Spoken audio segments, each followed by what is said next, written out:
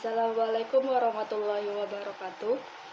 Perkenalkan, nama saya Sylvia Sofiana dari Prodi Sarjana Kebidanan dengan nomor induk mahasiswa 616080620035, di mana standar pelayanan kebidanan atau SPK itu adalah rumusan tentang penampilan atau nilai diinginkan yang mampu dicapai. Standar pelayanan kebidanan meliputi 24 standar yang dikelompokkan menjadi 5 bagian besar, yaitu yang pertama ada standar pelayanan umum yang terdiri dari 2 standar. Yang kedua ada standar pelayanan antenatal yang terdiri dari 6 standar. Yang ketiga ada standar pelayanan persalinan yang terdiri dari 4 standar.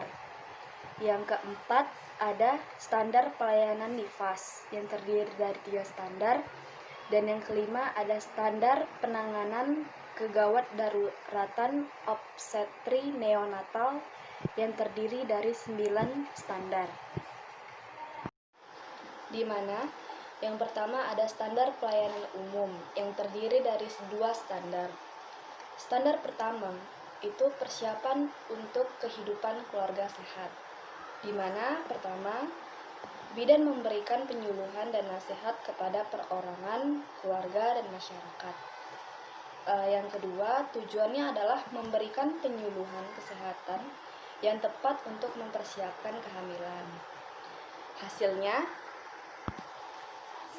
di mana hasil yang diharapkan dari penerapan standar pertama adalah masyarakat dan perorangan dapat ikut serta dalam upaya mencapai kehamilan yang sehat.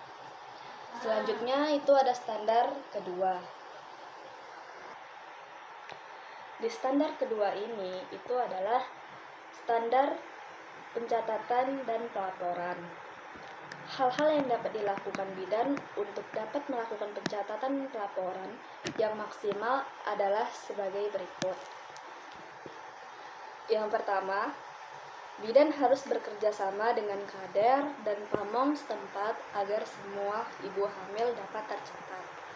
Yang kedua, memberikan ibu hamil KMS atau buku KIA. Dan yang ketiga, memastikan setiap persalinan, nifas, dan kelahiran bayi tercatat pada patograf.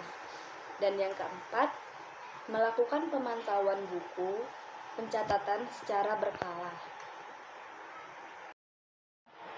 Kemudian yang kedua ada standar pelayanan antenatal yang terdiri dari 6 standar, di mana itu adalah standar ketiga, yaitu identifikasi ibu hamil, di mana bidan melakukan kunjungan rumah dan berinteraksi dengan masyarakat secara berkala untuk memberikan penyuluhan dan motivasi ibu, suami, dan anggota keluarganya agar mendorong ibu untuk memeriksakan kehamilannya sejak dini dan secara teratur.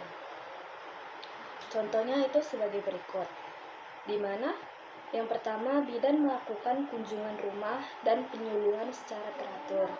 Yang kedua, bersama kader bidan memotivasi ibu hamil.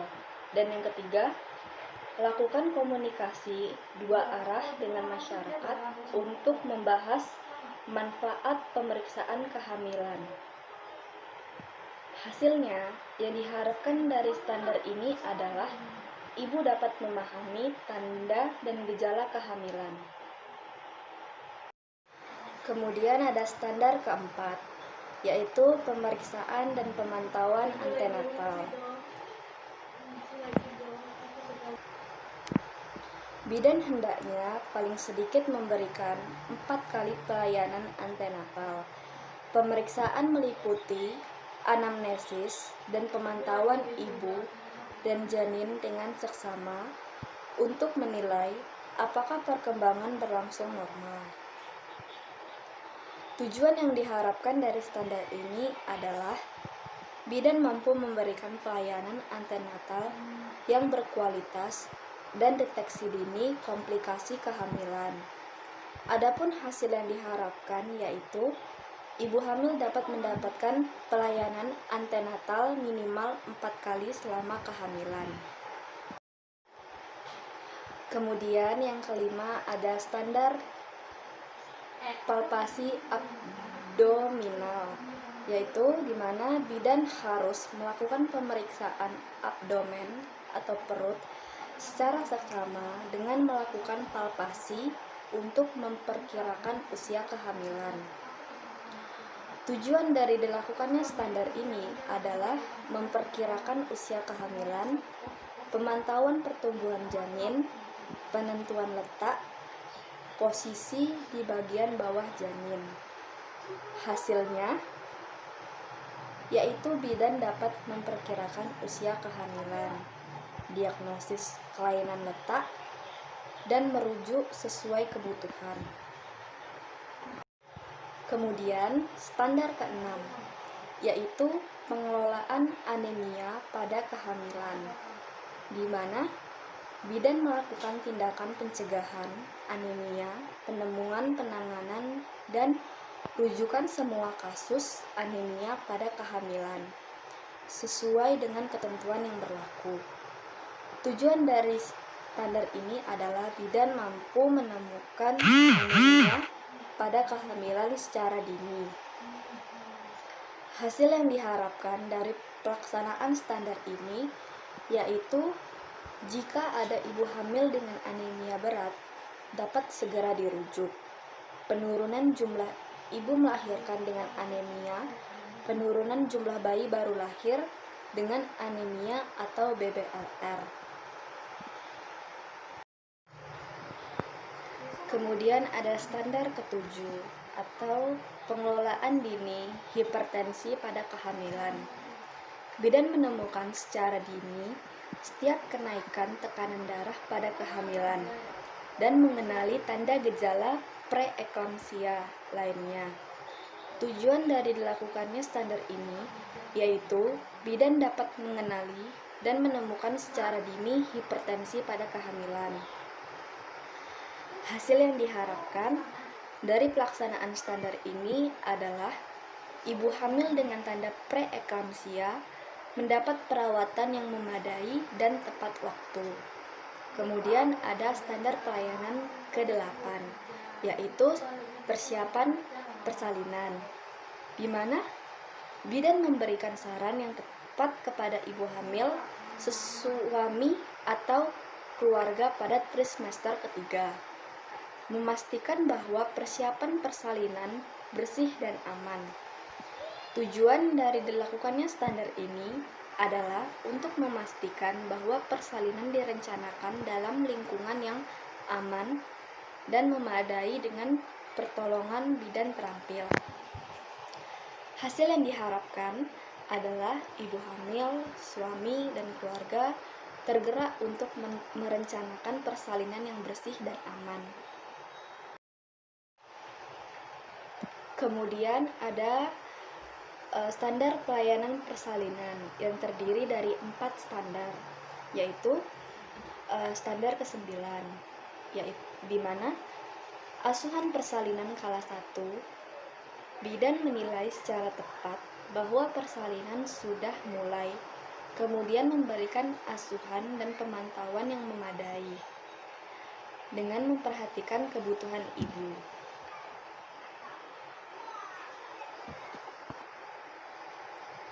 Tujuan dari dilakukannya standar ini yaitu untuk memberikan pelayanan kebidanan yang memadai dalam mendukung pertolongan persalinan yang bersih dan aman untuk ibu dan bayi. Hasil yang diharapkan adalah ibu bersalin mendapatkan pertolongan yang aman dan memadai. Baru ada standar ke-10, di mana itu adalah persalinan kala 2 yang aman, di mana bidan melakukan pertolongan persalinan bayi dan plasenta yang bersih dan aman. Tujuan dari diterapkannya standar ini yaitu memastikan persalinan yang bersih dan aman bagi ibu dan bayi. Hasilnya, yaitu persalinan dapat berlangsung bersih dan aman. Kemudian itu ada standar ke-11, yaitu penata laksanaan aktif persalinan kala 3. Bidan melakukan penata laksanaan aktif persalinan kala 3. Tujuan dilaksanakannya standar ini yaitu membantu secara aktif pengeluaran plasenta dan selaput ketuban secara lengkap. Hasilnya, yang diharapkan menurunkan terjadinya perdarahan yang hilang pada persalinan kala 3. Kemudian ada standar ke-12, di mana penanganan kala 2 dengan gawat janin melalui episiotomi, di mana bidan mengenali secara tepat tanda-tanda gawat janin pada kala 2 dan segera melakukan episiotomi dengan aman. Tujuan dilakukannya standar ini adalah mempercepat persalinan dengan melakukan episiotomi. Jika ada tanda-tanda gawat janin pada kepala janin, meregangkan perineum. Hasil yang diharapkan yaitu penurunan kejadian asfiksia neonatorum berat atau penurunan kejadian lahir mati pada kala 2. Kemudian ada standar ke-13 atau perawatan bayi baru lahir. Bidan memeriksa dan menilai bayi baru lahir untuk memastikan pernafasan spontan, mencegah asfiksia, menemukan kelainan, dan melakukan tindakan atau merujuk sesuai kebutuhan. Tujuannya adalah menilai kondisi bayi baru lahir dan membantu dimulainya pernafasan secara mencegah hipotermi. Hasil yang diharapkan adalah bayi baru lahir menemukan perawatan dengan segera dan cepat. Kemudian ada standar ke-14, penanganan pada 2 jam pertama setelah persalinan, di mana bidan melakukan pemantauan ibu dan bayi terhadap terjadinya komplikasi paling sedikit selama 2 jam setelah persalinan. Tujuannya adalah mempromosikan perawatan ibu dan bayi yang bersih dan aman selama persalinan kala 4 untuk memulihkan kesehatan ibu dan bayi.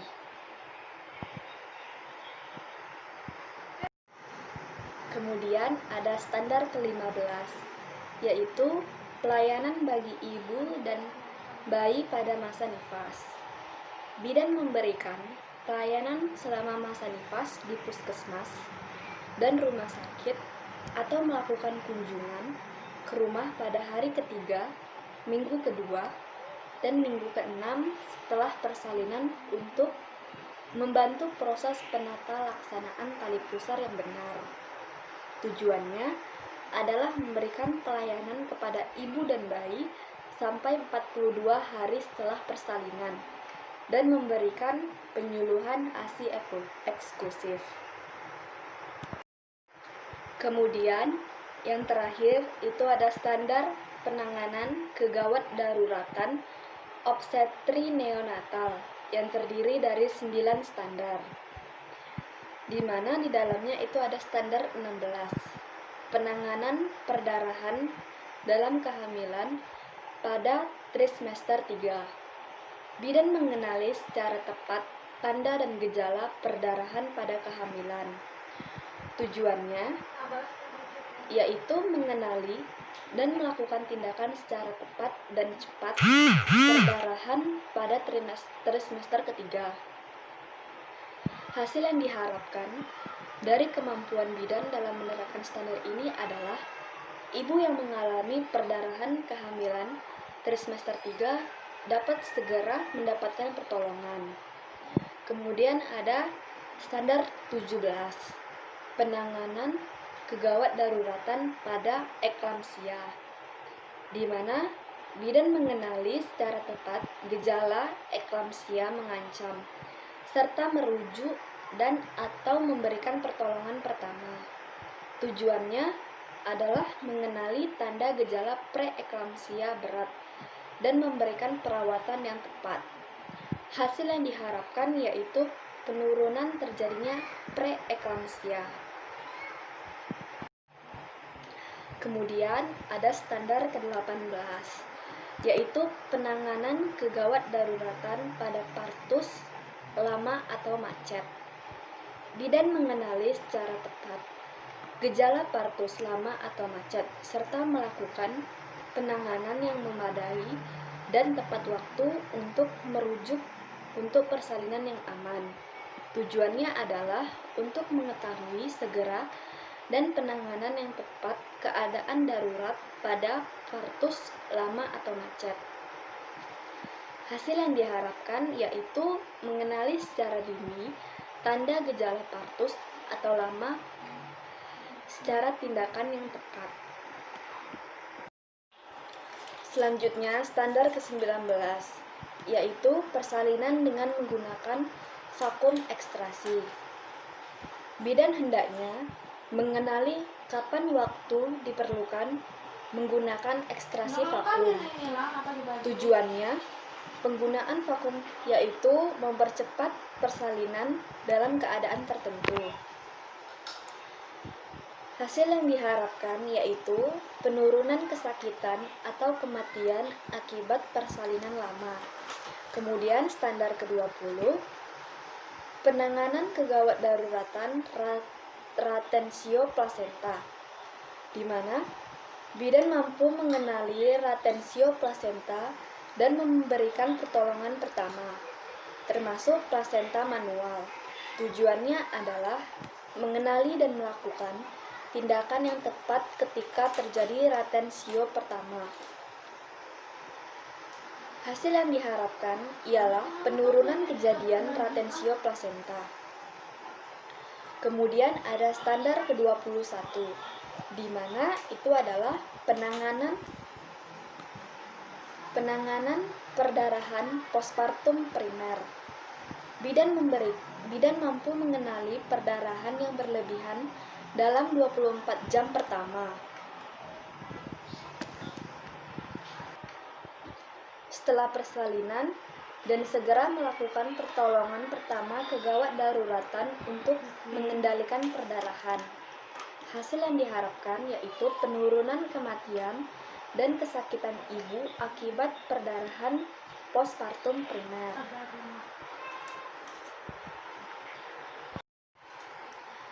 Standar ke-22 yaitu penanganan perdarahan postpartum sekunder. Bidan mampu mengenali secara tepat dan dini gejala perdarahan postpartum sekunder. Tujuannya adalah mengenali gejala tanda perdarahan postpartum sekunder. Hasil yang diharapkan yaitu kematian dan kesakitan akibat perdarahan postpartum sekunder menurun.